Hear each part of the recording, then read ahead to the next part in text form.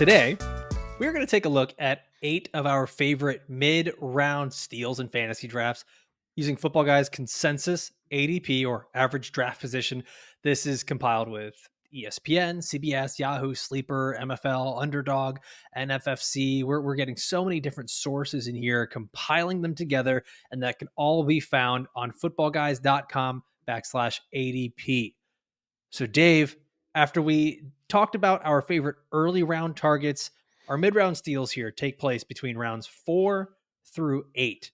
So, why don't you kick us off here with Joe Mixon, running back for Houston? He's being drafted at the 408, round 4, pick 8, as the running back 15. Tell us why you like Joe Mixon as a mid round steal. Now, I've done a lot of drafts already this offseason, and Joe Mixon is a guy that I've been drafting a ton of. And I got to admit, like when I started digging into the situation a little bit, it was a little bit more.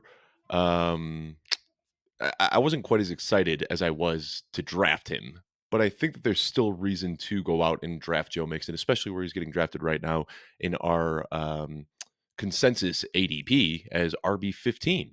I mean, this guy's been a top 10 running back for 3 straight seasons. So we're already drafting him below his perceived floor. And if you look at his overall season, he's been in the league since 2017. 2020, he was injured and he only played 6 games. 2017 was his rookie season where they kind of slowly ramped him up. But outside of those 2 years, he's been a top 13 running back in every single season. Now, the red flags that I talked about that popped up, of course, he's going into his age 29 season, which is concerning. His yards after contact and his broken tackle rate have both trended down for the last few seasons, and now he's on a new team where he was traded for essentially nothing, a 7th round pick. And the Texans, I had this idea that, and this is where I was a little bit surprised because I had this idea that they were a really good rushing attack. We know Bobby Slowick does this wide zone scheme, and I think last year the offensive line issues and the lack of talent at the running back position were both shown in the numbers. They were 20th in rushing attempts, they were 22nd in rushing yards, they were 29th in yards per attempt, and they were 31st in targets to running backs. Now that's where the It's concern is a it's a little good bit. reminder, though, that just because a team wants to do something and says we want to establish the run doesn't mean that they can actually do it. Right. And this is a team that was like playing with a lead often and still wasn't running all that much. But I think we want to see them do that more. They brought in Joe Mixon, even Cam Akers. Like they're doing whatever they can to beef up this running back room right now. But what excites me most about Joe Mixon is that we're seeing a growing role as both a pass catcher and in his goal line work, which is what we want to see in fantasy running backs. Over the last 2 years, Joe Mixon has averaged 4.5 targets per game. That's a lot for a running back. Last year, he had 18 carries inside the 5 yard line, which was behind only Raheem Mostert and Gus Edwards. So, yeah, there's some concerns about his efficiency and concerns that the Texans, their trends from last year, those are all well warranted, but that's baked into his cost. At the end of the day, Joe Mixon is a 6'1", 230-pound workhorse back. He's on a good offense that's going to allow him plenty of scoring opportunities. I kind of see him in the same light that I look at Derrick Henry, Josh Jacobs, two guys who are aging, trending downward in their efficiency, and on new teams. The difference with Joe Mixon is you can get him for so much cheaper than either of those guys. Right now, he's going behind guys that I'd prefer outright, like James Cook and Rashad White. I think that we're looking at likely another top 10 season for Joe Mixon, and you can draft him as RB15 in the 4th or 5th round. Joe Mixon with 8 touchdowns in his final 8 games, 7 touchdowns in his final 6 games. We were seeing some really not just good usage, but important usage. And I think the key here will be is can that translate over to what the Texans are doing? Last year, I don't think they even had that option. They would get close to the goal line. It's not like you were going to be giving that ball to Devin Singletary on the goal line. You were forcing CJ Stroud to try to throw and make these plays that needed to happen. So it'll be very interesting to see how Joe Mixon is going to be getting used with the Texans going forward. Yeah, and I could be wrong. I've been wrong before, but looking at a guy who this is the need that they had last year was at running back, like Devin Singletary. No offense, but he's not a guy You're going that to be you want offensive. to be the lead back. He's not the guy you want to be a lead back on a good offense. And I think that they thought Dameon Pierce could be that guy, perhaps. I had some concerns about Dameon Pierce last offseason. I don't think that his running style really pairs up well with what they're trying to do in Houston. He is a bull in a china shop. and they need somebody who can kind of patiently wait for those gaps to open, somebody who is a patient and disciplined runner, and that's just not what Dameon Pierce is right now. That's exactly what Joe Mixon is. So, yeah, there's some concerns about his age and his efficiency and all of those things, but I think he's going to see a lot of volume on a good offense, and there's nobody to really threaten his role right now. So consider me very in on Joe Mixon. All right, before we move on here, I want to remind you guys we got a bunch of different ways you can enjoy this show right here on the YouTube channel, youtube.com/at football guys fantasy. If you're watching, please like this video. Make sure you're subscribed to the channel. Drop a comment down below. We've got some special instructions for those comments because we have our listener league giveaway that is exclusive to our YouTube subscribers. We're going to be announcing the winner next Monday. We're giving away one spot in our show's listener league, and you're going to have to work in the phrase running back shred zone. All right, into the comments below. There we go. The last one, you guys did a great job with tendencies. I'm not gonna lie, that's been phenomenal to read those. So this time, comment and work in the phrase running back shred zone. Credit to Dave Kluge. He gets a nickel every time someone writes that. And if you All right. want to know what that means, just check out the audio feed where we discuss that in the Yes. bonus content of today's show. Yes, look at that. We're making you go back and forth, back and forth. So go check that out. We're on all major podcast platforms, Apple, Spotify. We give you an extra 10 to 15 minutes of bonus content at the beginning of each episode where we break things down a little bit deeper. All right, Dave. I want to get into my first player that I think is just a phenomenal draft value. He's a steal here in these middle rounds, and it's Alvin Kamara, another older running back who maybe people will say that the efficiency is going downhill. It's not a matter of opinion. It's actually the truth. The efficiency has gone downhill in terms of running and in terms of receiving. But with an average draft position of round 5, pick 8, running back 16, we are talking about a guy who last year missed 3 games due to suspension, left week 17 with an injury, still finished as the running back 14 overall. And then what we normally really like to measure this with is points per game because that tells you the real picture with these players. This is running back 6 in half PPR and the running back 3 in full PPR for points per game. Alvin Kamara, he led all running backs in targets per game. The team now has less weapons on its offense with Michael Thomas gone. They've got a better offensive coordinator in Clint Kubiak coming over. And the Saints offense, I know we like to poo-poo on Derek Carr and the Saints in general, but they were actually kind of decent. They were 9th in points, they're 14th in yards, and this offense might actually get better with more opportunity for guys like Kamara and Olave. I don't think we ever really see a player with this type of value where he finishes top 3 at his position in points per game.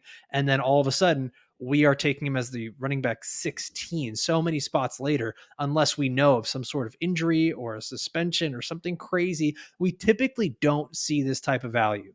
And when I look at Kamara and I say, okay, I can start my draft with 2 elite wide receivers, an elite tight end, an elite quarterback, and then finally in the 5th round, I can go and add a potential top 6 running back. He's in every sense of the word a cheat code for fantasy football that doesn't have to rely on touchdowns. He doesn't have to rely on insane efficiency as a runner. He gets so many targets from Derek Carr in this offense. Dave, I've got him ranked as my running back 11. You've got him ranked as your running back 14. And we're both higher than the average draft position on Alvin Kamara. Yeah, I'm completely with it, and I put my money where my mouth is, and I shared yesterday. I just wrapped up. I'm halfway done with Best Ball Mania. You can max out with 150 entries. I did my 75th draft yesterday, and Joe Mixon is up there, one of my most drafted players, and so is Alvin Kamara. He's a guy that you and I have both talked about a lot. Last year, he was 8th in the league in opportunities, despite missing 4 games. Like they are getting the ball to him however they can. He's going to get goal line opportunity. He's going to get passing down work. Um, that this is a year like I feel like all of these old running backs are the guys that would fall into that running back dead zone. But as we talked about in the intro on the audio side of the show, like that is baked into their ADP now. Like everybody is so concerned about guys who are getting older, guys who are trending down in efficiency, but where these guys used to be going in rounds 2 and 3 are now going in rounds 5, 6, 7, 8, and you can get them at such steep discounts. So yeah, like when you were passing up on a potential wide receiver 2 for a guy like Alvin Kamara, that was bad. But now, when you could draft Alvin Kamara as your running back too, after you've already gotten three good wide receivers, like you can draft this guy in round five. It's crazy to me. So I am completely with it. I've been drafting a ton of Alvin Kamara this year. You don't have to sell me on it. Well, I did anyways, so double sell. Hopefully, our audience is being sold on this as well. Alvin Kamara is a guy that I think, man, like we're looking at where he's going round five. I'd be happy taking him in round four, no problem. So we talked about this last episode of players that you're willing to take a round earlier than what their ADP is, and Mhm. I think our rankings reflect that. Dave, let's go to our next guy here, where you and I both have some tight ends, and we talked about this being one of the positions Heyo. that we like to. I get it, because butts. I get it, We both have some tight ends. How about that? and some full backs. You know what I'm saying? Yeah. Don't miss squat day. All right, that's enough about our butts. George Kittle, tight end for the San Francisco 49ers. He is being drafted in the sixth round, right in the middle of the sixth round, round six, pick five.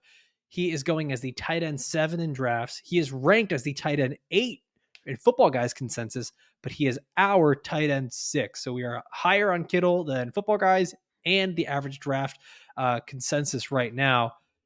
Talk to us about George Kittle and why our audience should be willing to not only just draft him at cost, but maybe even draft him a little bit higher. No, I like George Kittle, and that's who I'm going to talk about. But I like a lot of the tight ends in this zone, and we talked about that in the intro to the show. Mark Andrews, Dalton Kincaid, Travis Kelsey, George Kittle. I want to try to leave, round 6 or 7 with at least one of these tight ends because once you get into the Tyler Conklin area, it just gets a little bit shaky, and I don't want to be in that position in my league. So George Kittle, though, I think he might be one of my favorite picks in drafts this year. I find myself just drafting him almost any chance I can.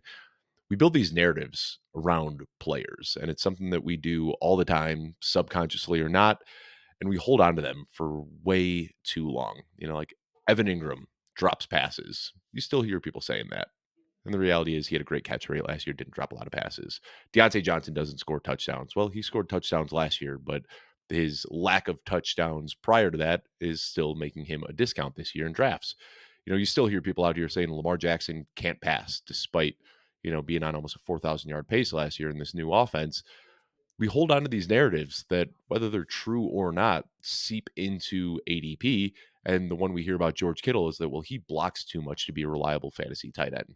He has these boomer bust weeks that make it really hard to rely on him. But his role has changed dramatically over the last couple of years. And I don't know if people have really noticed this.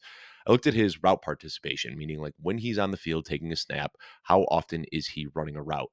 And back in 2019, he was only running a route on about 70% of his snaps. He was blocking on about 30%, which is not great for fantasy football.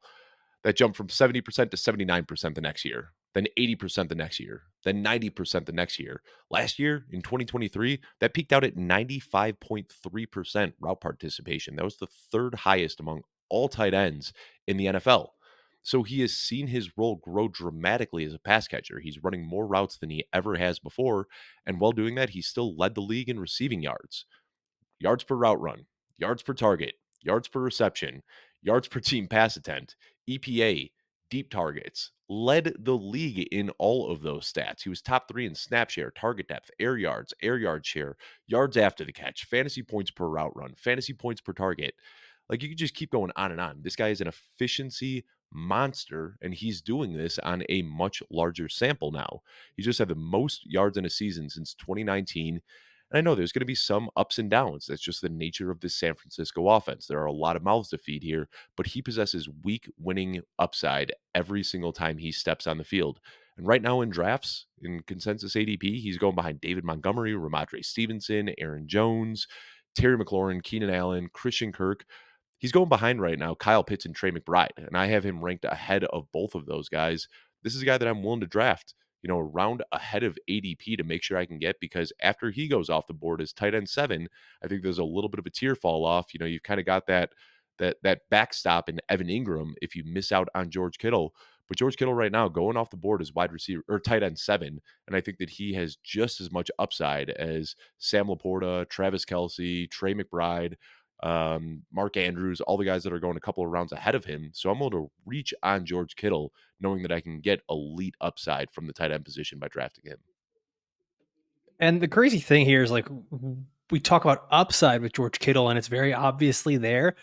but we talked about him just a few weeks back as being one of the safest players to draft in fantasy. And you talk about those misconceptions that he's missing time, or he's inconsistent, or he's volatile, and all of these players in fantasy are volatile. George Kittle has actually been one of the best tight ends year over year over year, and gives you the production you need. So you're Alfredo, not going to find a I lot know of you that arguments well. between us here. I purposely didn't talk about the consistency. I left that for you because I know you Thanks, just babe. recently did a little study on that, and I just wanted you to corroborate my take a little bit. George Kittle, huge upside and a shockingly high week to week floor as well. So I know George Kittle has kind of become like our mascot of the show this offseason. Like you and I have both really um, taken a liking to George Kittle. So Mhm. let's hope he can do it this year.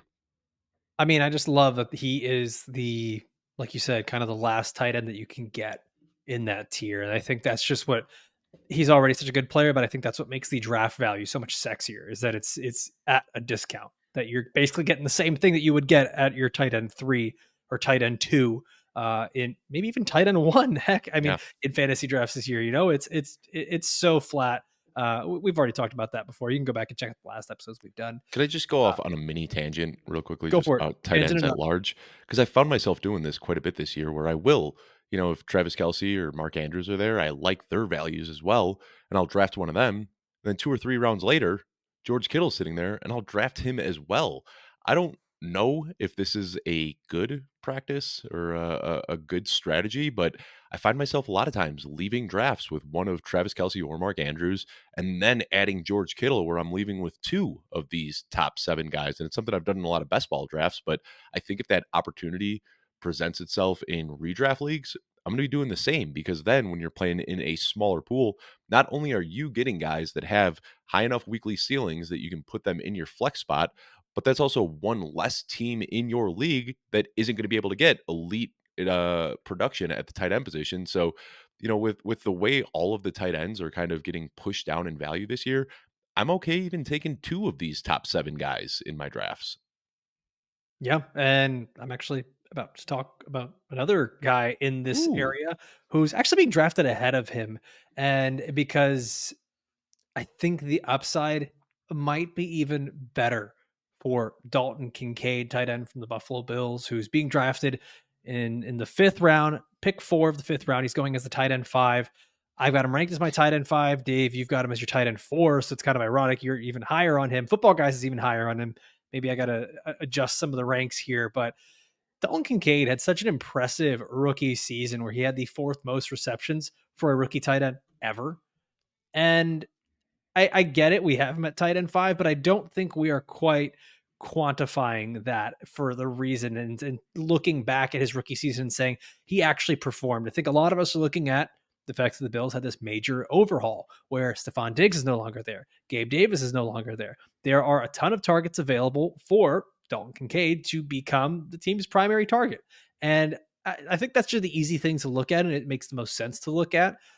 But when we look at the production of what he was able to do over the final 11 weeks of the season, Kincaid was averaging 6.5 targets, 5 receptions, 51 yards, only 2 touchdowns. That was the tough part. And so if he can get the touchdowns, we're talking about a guy who has the same upside as the tight end 1 from last year, Sam Laporta.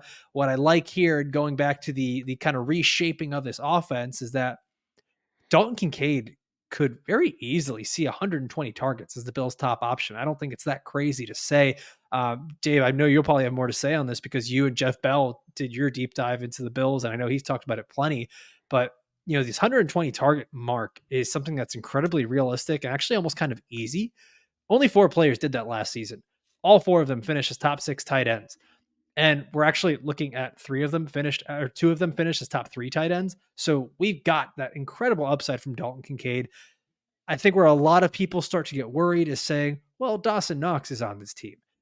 Dawson Knox is actually a good thing for Dalton mhm. Kincaid. And our very own Jeff Bell wrote a great article on Dalton Kincaid and how he is just an incredible steal in fantasy drafts, where Kincaid actually had 3 of his best 4 games with Dawson Knox on the field.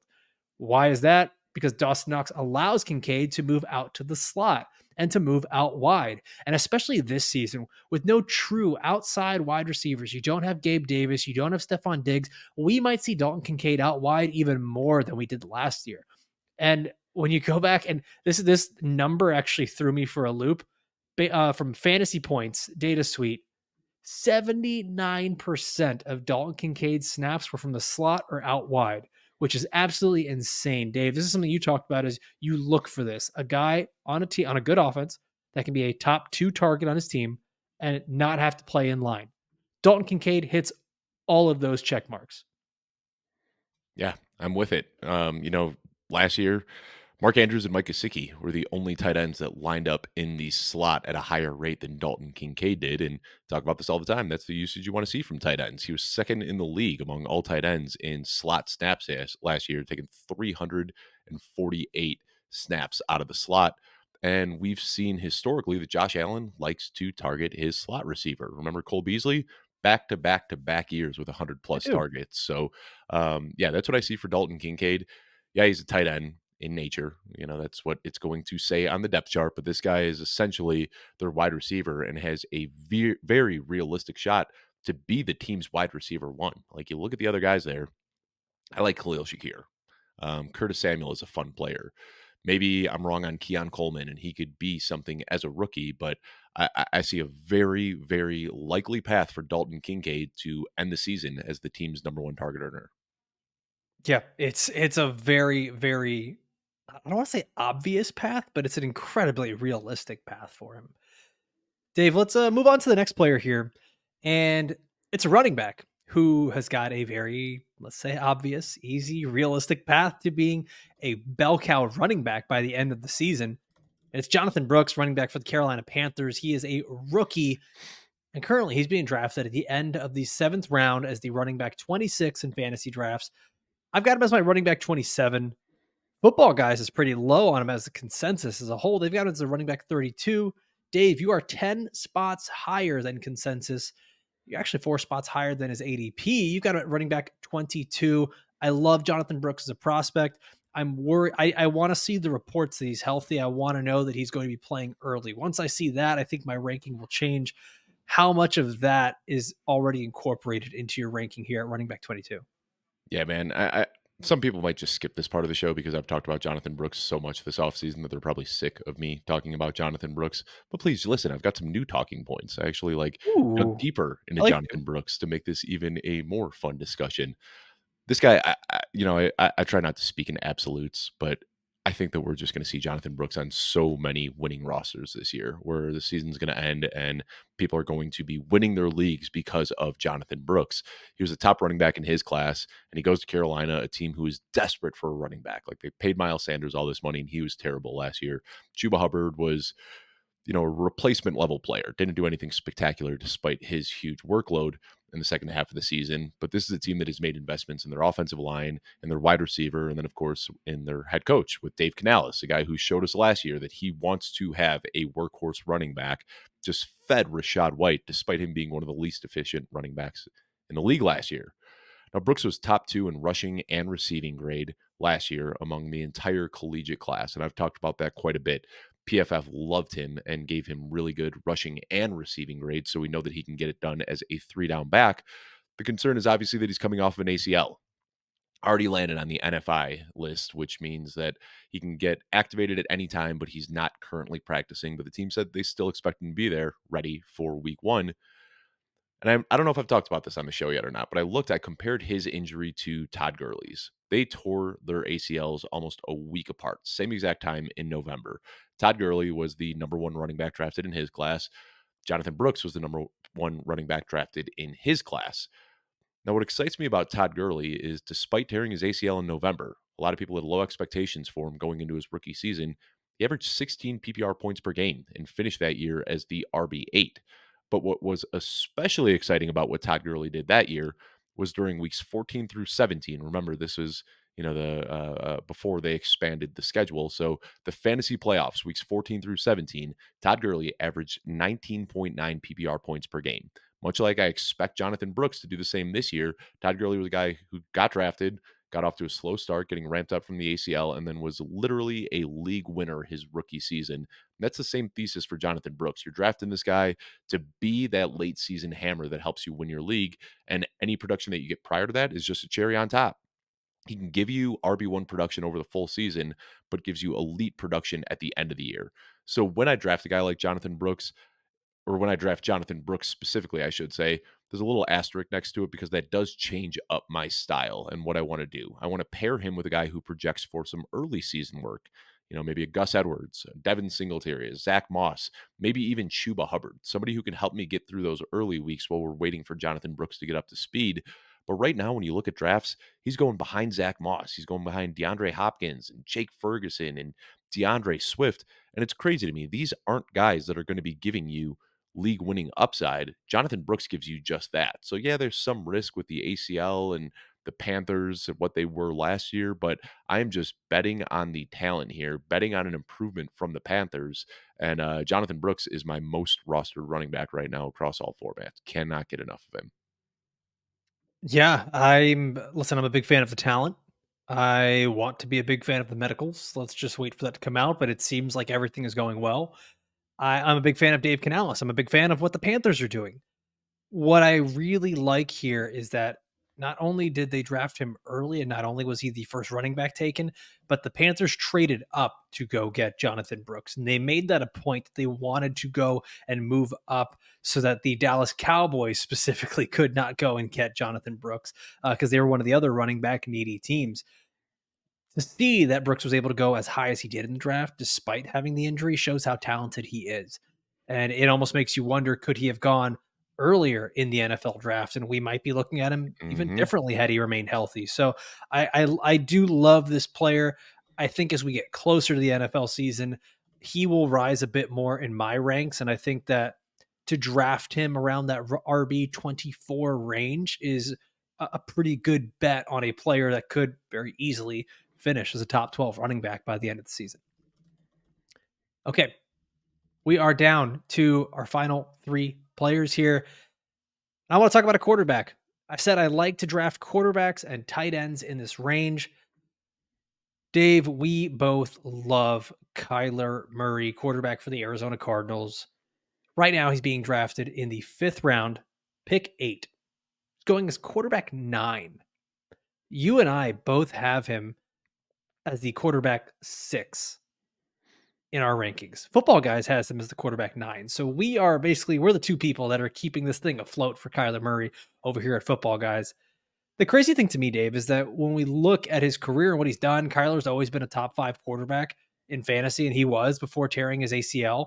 He's now 2 years removed from this injury, and he was actually still very good last year. The ACL tear, if anything, has given us a really good discount in his draft. And I think he might even be the best draft pick at quarterback this year based on his ADP. Getting drafted as the quarterback 9, it's interesting to see how much higher we have him. The rushing just does so much. When you look at him compared to other NFL starting quarterbacks, he was fourth in rushing yards per game, tied with Josh Allen. And by the way, that was all after his ACL recovery last season. So now imagine him healthier. Imagine the offense even more spread out. And I'm so sorry. I actually messed this up with his ADP. Kyler's not being drafted in the fifth round. I said that wrong, and I kind of saw your face, Dave, as I said that. Kyler is going in the seventh round. Hmm.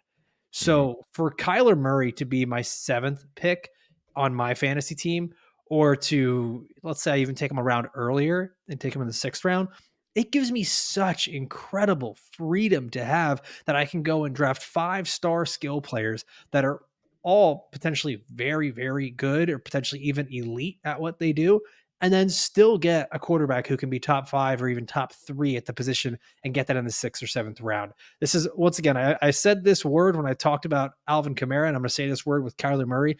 He ends up being a cheat code type player with where he's being drafted, a guy that we've seen the ceiling be quarterback 2 overall with DeAndre Hopkins back in 2020. I love Kyler Murray's draft value this year, and I love the talent even more. Yeah. Again, talking about putting my money where my mouth is. Kyler Murray's a guy I've drafted a lot. One of my most drafted quarterbacks so far. The rushing upside is there. The improved situation around him. Last year, I think he said it, but QB9 coming off the ACL on a per game basis.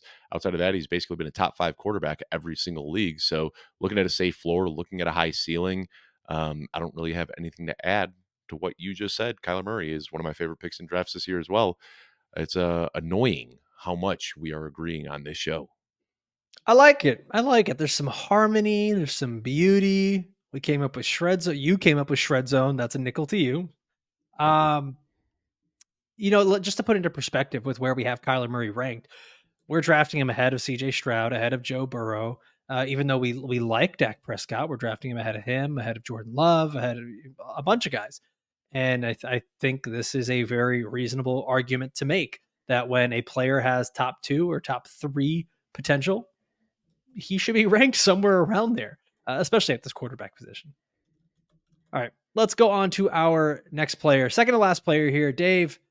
This is a fun one. You've mentioned his name a few times this offseason, but I'm curious to see you go in depth a little bit more here on Rashee Rice, wide receiver for the Kansas City Chiefs, because we're finally going to disagree because I'm a bit further on Rashee Rice, where I have him as the wide receiver 40. You have him as the wide receiver 28.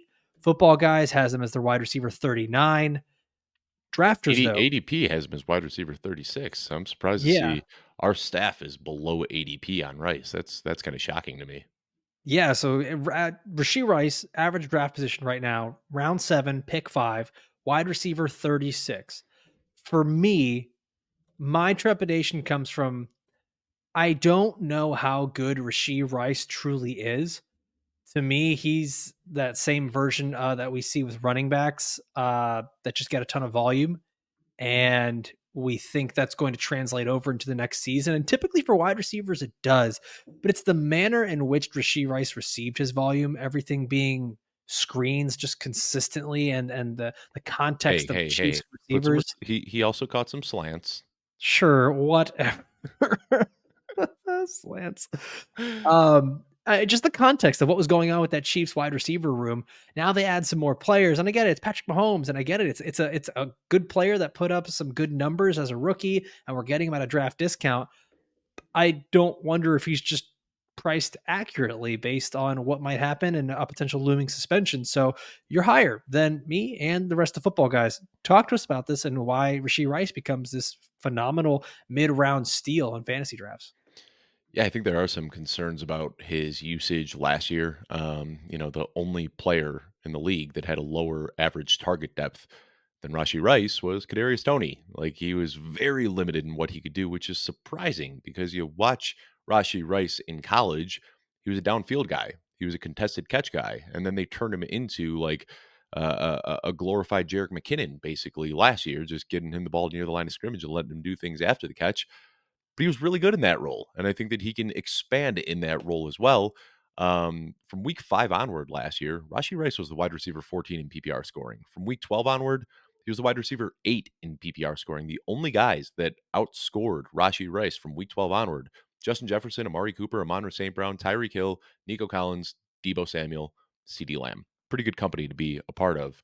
On a per route run basis, that's where he was really exciting. And it took him a while to see that route share grow because he was so limited early in the season. But on a per route run basis, he was 10th in the league in yards and he was 12th in the league in targets. So he was commanding a lot of targets when he was on the field and he was being efficient with those targets. Now, obviously the big concern here is that he's got the looming suspension, and there's also the addition of Hollywood Brown and Xavier Worthy, and we don't know how exactly that is going to impact him. But what we do know is that Hollywood Brown and Xavier Worthy are going to work a little bit further downfield. So I dug deep into the Chiefs' passing attack this offseason and kind of what I expect from it. And I think that it's kind of easy to see what the roles are going to be for these players. Travis Kelsey is going to line up in line and in the slot. He likes to run, crossing routes across the middle of the field, and that's where he's going to get the majority of his targets. Whether it's Hollywood Brown or Xavier Worthy, they kind of have overlapping skill sets. And I think one of those guys is going to be on the field a lot while another guy is watching from the bench. But those guys are going to get moved around quite a bit. They're going to get a little bit deeper downfield. But as far as who's going to be working these underneath routes near the line of scrimmage, the screens and slants that we joked about, I think that role is still Rashee Rice's. And that's going to be a lot of volume, a lot of touchdown upside. He's going to make a lot of yards after the catch. And I think that there's actually an argument to be made that whether it's Hollywood Brown or Xavier Worthy, whoever's playing that deep threat, because they are going to be better than what we saw last year from Marquez Valdez Scantling and Justin Watson, that it's actually going to pull defenses back a little bit, make them play on their heels, and open up even more opportunities for Rashee Rice to get these underneath passes and make plays after the catch. So I just see, this is a guy last year who, as a rookie on one of the league's best offenses, was giving us wide receiver one production for over half of the season. And right now we're drafting him behind Najee Harris and DeAndre Swift and James Conner. This is where I see the running back dead zone kind of looming its head, where we should be taking the wide receivers with huge upside ahead of some of these running backs. And, if Rashee Rice gets suspended, whether it's, 4, 6, 8 games, whatever, yeah, I'm going to drop him in my rankings a little bit, but it looks like he might be able to avoid suspension. And if he does, he's going to jump 2 or 3 rounds in value. And right now, if you're drafting early, you can get him for so much cheaper. The suspension is already baked into his cost. And if he plays a full 17 games, where he's getting drafted right now at wide receiver 36, I see almost no chance that he doesn't outperform that ADP. So I think where the trepidation remains for me is that I'm still not necessarily a believer that Rashee Rice is an NFL route runner. And I don't know if the Chiefs even believe that either. Like, this was something that was an issue for him coming out of SMU. And for all the people that are saying like Rashee Rice was amazing, I get it. Like, he produced. But there's something we have to look beyond just the simple production of fantasy. And seeing that roughly 60% of his routes were near the line of scrimmage, and that's where he was continuously being used. That was not ever his specialty in college. His specialty was being a deep ball guy. And then all of a sudden his specialty changes in the pros, and or the alleged specialty. And I think that is more just something that is the Chiefs being a victim of circumstance and not having anyone that could get open, not having any receivers they could trust with the ball. And they said, you know what? This guy's pretty decent at what he's doing. Let's keep getting him the ball in these short spaces. And so, Dave, like, there's a lot of what you said, which I believe actually can happen. And what you said, like, carries a lot of merit. What I worry about is that they now have these two other players, Hollywood Brown and Xavier Worthy, who can also do the same things and potentially do them even better. And I do worry that with the potential suspension looming, you get 3 games or more games where you have Hollywood Brown and Xavier Worthy out there doing what they can on the field. I do get a little worried that Rashee Rice might be second, third, fourth in the pecking order, and it is a little worrisome going forward. But it's a calculated risk, and that's what we're doing in these rounds when we look at the values compared to other players. Now, the one thing I'll push back, I agree with most of what you said, but the one thing I'll push back a little bit is that Hollywood Brown and Xavier Worthy can do the things that Rashee Rice can do, but better. That's where I disagree a bit, because Rashee Rice was so good after the catch last year. And like, Hollywood Brown has speed where he can make plays after the catch, and Xavier Worthy has that as well. But Rashee Rice, when he gets the ball in his hands, he's like a running back. And that's why I said, like, we're looking at him in the lens of being a wide receiver, but I see a lot of what he did in sort of what Jerick McKinnon had done in the 2 years previous, where he lines up in the slot, he gets screens, gets slants, and then as soon as he gets the ball in his hand, he looks like he's shot out of a cannon. And I don't know if Xavier Worthy and Hollywood Brown can do those same things after the catch in the way that he does. So that's the only thing I'd push back on a little bit. I think that they want to keep Rashee Rice in that role, because even though he did make some nice contested catches and do some deep ball stuff in college, the best part of his game in college was still on the screens and slants that we saw immediately translate into what he does in the NFL. So I don't know if he's going to have the same upside that he had last year, where he was giving us, top 8 production for a huge chunk of the season. I think that Hollywood Brown and Xavier Worthy, their presence is going to lower that ceiling a little bit. But I think that as long as he's on the field, he's still going to be very involved in the offense. And we could be seeing, last year we saw 9.5 targets over the second half of the season. He might not see that sort of volume, but I think you could still pencil him in for 7 to 8 targets per game on one of the league's best offenses. And you're getting this guy in round 7 or 8. Rashee Rice last year, 2 point. Let me see. Hold on. I'm looking this up right now just because I want to take a look at what he was doing after the catch. So yards after contact per reception, Rashee Rice 2.72. And let's take a look at Hollywood Brown. because I'm very intrigued by that. And he is not here in this data set. So I just took the podcast and crashed it into the side of a It mountain. 3.2, yards after catch per attempt for Marquise Brown is what I'm seeing. And then, yeah, Well, Rashee that's okay. So Rice. that's a different stat. The other one was yards after contact. But yeah, okay, Oh, so alright. yards. So let's do that one. Yards after catch per reception Rashee for Rice had 8.3 and Hollywood Brown had 3.2 is what I'm looking okay. at. So, Rashee Rice on a It's yards also after the it catch per reception, he was 13th in the league, but then all yeah, the but guys when all ahead of him were Breece Hall, Kyren Williams, Tajay Spears, Deebo Samuel, Joe Mixon. Looking at wide receivers, the only wide receiver that had more yards after the catch per reception last year was Deebo Samuel. yeah, but when all of your catches are screens and slants, Right. you better have a very high yards after Yeah, catch. That's why like the that's numbers are his going to look role. He different. had a very low ADOT and a lot of yards after the catch. I mean, you look at both his ADOT and his yak, it was almost exactly in line with what Deebo Samuel was doing last year in San Francisco. I can't buy what you're selling. But that's That's okay. fine. We're That's allowed to fine. disagree. I'm glad We're allowed we to agreed disagree. too much on this show, so I'm glad we finally found a player that we could have a, Tell us fun little discussion about. tell us in the comments down below what you guys think with the whole Rashee Rice deal. Let's move on to our final player here. I want to talk about Christian Watson, wide receiver for the Green Bay Packers. His average draft position right now is round 8, pick 4. He's going as the wide receiver 41. I've got him a little bit higher than that. I've got him ranked as my wide receiver 39. Dave, you also have him as your wide receiver 39. Football guys, what are we doing? The football guys consensus has him at wide receiver 51. Interesting. It seems like around this part of drafts and rankings, football guys consensus is just not in on some of these receivers. And you and I just seem to view it very differently. I guess where most people get worried about Christian Watson is the hamstring injuries that he's had, where there was this. I know it's been reported, talked about a million times, so I'll just say it really quickly. There was a 20% difference in muscle in his legs. Now he's reportedly gotten that down to an 8% difference. And doctors, medical professionals have said that's great. That will likely lead to fewer to no injuries in regards to the hamstrings. Okay, so let's try to take that out of the conversation if we can right now. Christian Watson just simply fits the archetype of what we want from a player that you are drafting at this spot in your draft. He's going to be in what looks to be a top 10 or top 12 offense.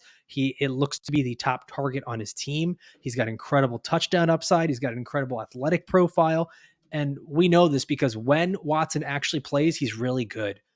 Going from weeks 5 through 13, he led the Packers in target share, first read target share, yards per route run, end zone targets, first down per route run. This is a stat that I've mentioned a couple times with the work that Ryan Heath has done over at Fantasy Points and how indicative that stat is, first down per route run, in terms of success in the following season for a wide receiver.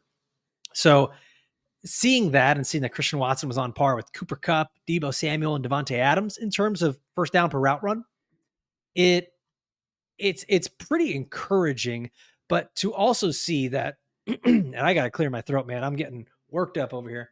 Go for There ya. we go. Get it out. We got it out. We're good. Let's hear it. Uh, when we see that Christian Watson is on the field with all of the other wide receivers, because I think that's where like a lot of the skepticism has come from is who's going to be the wide receiver one. We all love Jaden Reed, we all love Dontavian Wicks, and we all forget about Romeo Doubs. But when all 4 of these wide receivers were on the field for 159 plays, Watson led the team with 26% of the targets. He also led the team in yards per route run. So to know that he's getting a 26% target share when everyone's healthy, that is very, very good for us to see. It's very indicative of success, regardless of who is in the field. And really, the thing here that kind of lends itself to the nice upside is the touchdowns. And I know this is something that typically we try to stay away from because touchdowns can be fluky. But with Christian Watson, it's just slightly different. He keeps getting the best red zone usage of anyone in the NFL. As a rookie, he had 7 end zone targets in 14 games. And then in 2023, 14 end zone targets in 9 games. 14 in 9 games. Crazy. Yeah, it's pretty easy for a guy to maintain a touchdown per game rate when he's getting targeted like that. So this is exactly the type of player that I am taking a shot on in the 8th round, who, if everything goes well and he just simply stays healthy, he can very well be a top 15 wide receiver. And I'm able to draft him in the 8th round as the wide receiver 41. Sign me up for Christian Watson all day. Yeah, I'm gonna unfortunately agree with you again, Alfredo. This As is much as it gross. pains me, as much as it pains me. But, no, I think, like, Christian Watson is the wide receiver 1 here, and ADP doesn't reflect that. People are so excited about Jaden Reed, and I understand why. Like, he scored a lot of touchdowns last year and had a great finish for a rookie wide receiver, but as I so often like to do, I caused quite a kerfuffle on Twitter yesterday by comparing Jaden Reed's rookie season to Josh Downs' rookie season. And if you remove touchdowns, the rookie seasons were almost identical. Jaden Reed is a pure slot player, had single digit snaps in 2 wide receiver sets last year. And it's crazy to me right now that ADP says Jaden Reed is the wide receiver 1 here because it is very clearly Christian Watson. And Christian Watson was injured last year, and that's the only thing that really stopped him from being that. So you start looking at like how the Packers are going to utilize this very deep wide receiver core that they have. I think a lot of people are just getting blinded by Jaden Reed because of the touchdowns that he had in the second half of the season. But at the end of the day, this team doesn't run a ton of 3 wide receiver sets. And Jaden Reed is going to be sitting on the bench watching for 40 to 50% of the snaps. And when they are out there in a 2 wide receiver set, it's going to be Josh Jacobs on the field. It's going to be Luke Musgrave on the field. And then it's going to be either another tight end or another running back. And then you're going to have Christian Watson and Romeo Dobbs. And I think that's what people aren't prepared for is that Dobbs is still one of Jordan Love's favorite targets. He does all the nitty gritty stuff. He gets in there blocking and he opens up plays for the run game. And he's a sure handed guy who can move the chains. You've got Christian Watson, who's the big play guy that can kind of do it all. And I think that people just aren't really anticipating what this Packers offense is going to look like. But Christian Watson's going to be on the field as long as he's healthy for almost 100% of the snaps. Romeo Dobbs is going to be on the field for almost 100% of the snaps. And these are the 2 guys that keep getting overlooked for the shiny new toy in Jaden Reed. And I don't think Jaden Reed has the skill set to push either Christian Watson or Romeo Dobbs to the bench. So I think Dobbs and Watson are both fantastic values right now. I find myself so often just passing on Jaden Reed knowing that I can get Dubs and Watson later. So something that I've been seeing a lot of is people stating that Christian Watson could actually be this year's Nico Collins, and Mm, it kind of mm. fits. And so just take listen to this. In 2022, Nico Collins had the worst catchable target rate in the NFL at 65.1. That jumped up to 19th in the NFL in 2023 with CJ Stroud. In 2023, Christian Watson had the third worst catchable rate in the NFL. Let's see if that jumps up. I think the only difference, an obvious difference here, is that it's the same quarterback. But let's see what happens when these guys have a little bit more time together and we have a healthy Christian Watson. We have to assume the catchable target rate can get better and the production can get better. Well, there we go. We did it, Dave. 8 players, 8 of our favorite mid-round steals in fantasy football drafts. We're going to be back again on Friday with our favorite late round picks. These are the ones for the sickos. These are the ones, actually, I don't even call it sickos. These are the ones for the people who just care about their What do fantasy you mean we're league. sicko? And Like you're acting like casual guys playing 8 round drafts. No, we no, everybody but needs these late round for guys. someone to be tuning in to listening to 12th round fantasy draft talk in July, Yeah, you're not the average person. Like you are deep in the weeds of fantasy football. Just being honest, and we we're just a couple appreciate that weeks away that's who they from are. preseason football. Like we're seeing it. You know, you start looking at the Google Trends and the clicks on our website and stuff like that, and it's ramping up, man. It's gonna be here before we know it. Just a couple of weeks away from preseason football.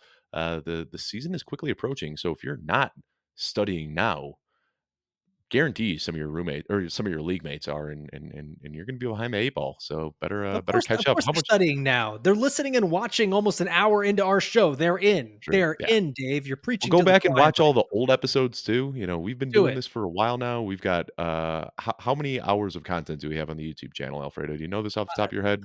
Like at least 16 plus hours of content, maybe more. Got 126 episodes on the audio feed dating back to Yep. last year, but just from this offseason alone, what we've probably cranked out 40, 50 episodes. Yeah, we got a lot of Yeah. content. So you still got 6.5 weeks to cram before the season kicks off. Well, there you go. So you guys need to get on that, start binging. We're gonna be back again Friday, like we said. And as always, want to remind you, subscribe to the daily news updates here from Football Guys. You're gonna get that sent to your email inbox every single day by Joe Bryant himself. I want to thank you guys for watching and listening all the way through. For myself, for Dave, we'll see you next time. Adios.